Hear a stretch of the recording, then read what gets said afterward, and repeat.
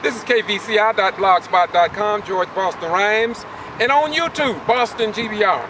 We are here once again on Martin Luther King Drive down here at the Martin Luther King corridor, and I met a gentleman. What's your name, my beautiful brother? Robert Young, sir. Nice meeting you, man. And you were telling me about some experiences you've had here, and you were telling me about the workplace situation. Just tell me in general, no, nothing in specific, but tell me what people have to go through. I just went to Bentonville, Arkansas, to hear the story of other people that have been allegedly mistreated, some terminated, some had medical conditions and filed lawsuits against Walmart, and the lawyers told them that if they didn't settle for the amount of money that they had, then they would end up keeping the case in court and they wouldn't get anything.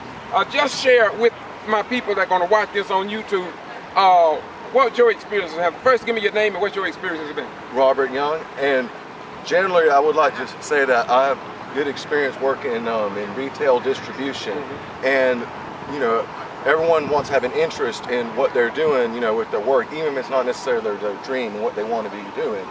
And you know, for one thing, Walmart and you know, all the big companies, Lowe's, I guess, and Lowe's, most all, yeah, they're represented usually by a firm Swift, Curry, McGee, and Ayers from Atlanta, Georgia.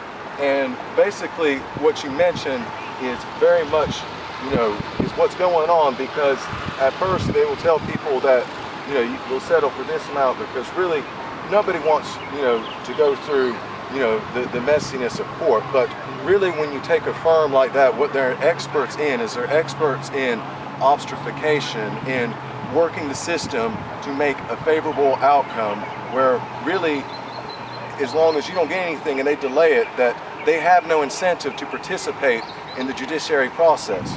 So what eventually, you know, will happen is that there may be people that might take advantage of, you know, someone who may not have an attorney who's willing to take the case, an unrepresented client.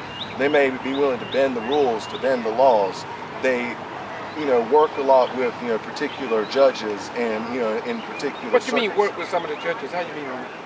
Well, not necessarily that they work in, you know, something that would you'd consider not to be unfair, but just associations and friends and connections, maneuverability, and all those kind of, which is not illegal, but it's just going around the creek to get to the desired. Right, because I mean, it's anytime you're dealing with the law, most of the time the entry into the profession, I mean, it's very much an aristocracy. A lot of times. What do you mean by aristocracy?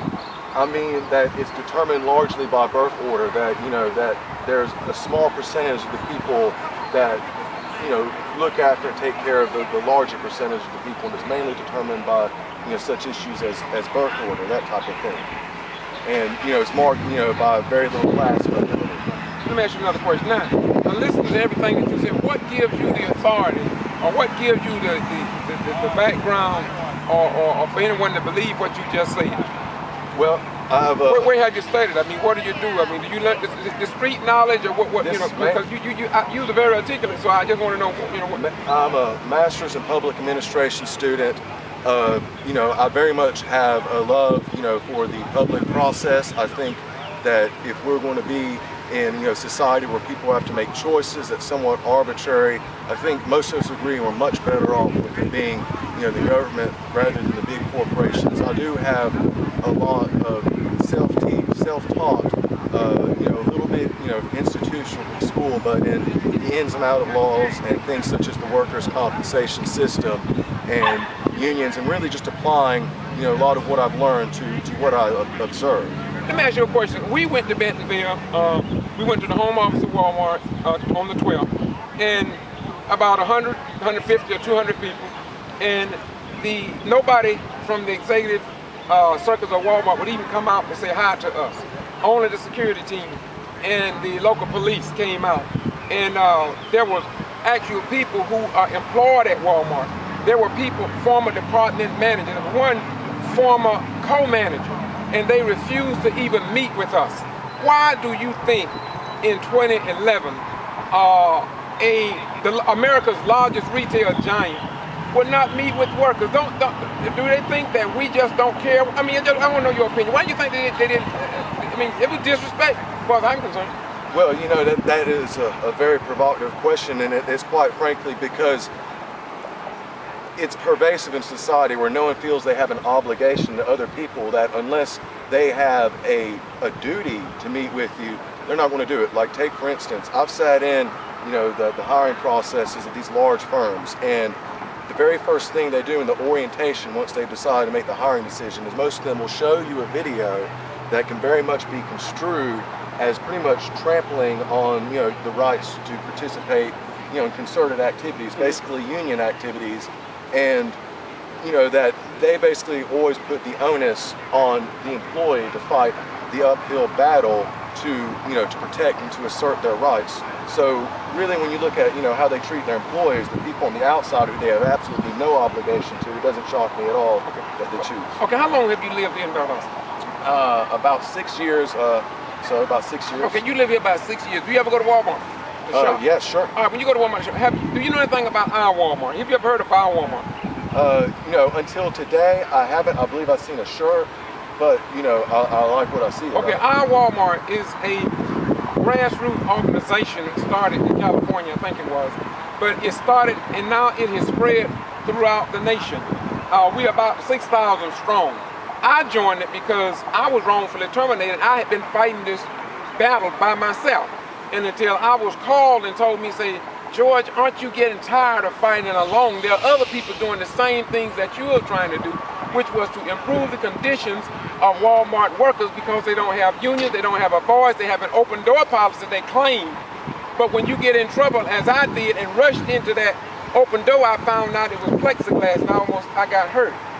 And so my question to you is, after being here 6 years, you haven't heard of our Walmart, because I'm trying to do my best to let everybody know about our Walmart. I want the people in Walmart who works there to familiarize themselves on the internet with our Walmart, or respect for the person, because that's what it's all about, respecting the workers.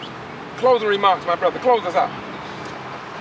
I say, you know, basically what I say, you know, mention the open door policy, and you know, I too, you know, was wronged by an open door policy, that you go in there and under the pretense of that what you say will not necessarily be used against you, perhaps in a judicial proceeding or otherwise, and that a lot of times just because something exists, you know, what exactly does it lead to? There's no guarantee. I mean, your cell phone contract says you may arbitrate, but you can only arbitrate with that company. There's no third party involved. So really, when it's just you and two parties, that's what we believe is the ideal. We believe that I want to negotiate directly with you, and that's the way that things ought to be. I want to leave a third party out, but we do that under the pretense that we'll be respected, our rights will be respected, and so will our dignity. But when we find out time and time again, when that second party is an institution and it's not one particular real live individual, then, you know, people are going to do otherwise. Okay, and what's your name once again? Robert Young. This is kvci.blogspot.com. Brother George Boston Rhymes on YouTube, Boston G.B.R, and on my blog, kvci.blogspot.com, doing what we do best, and that's keeping you informed. Bye-bye, we gone.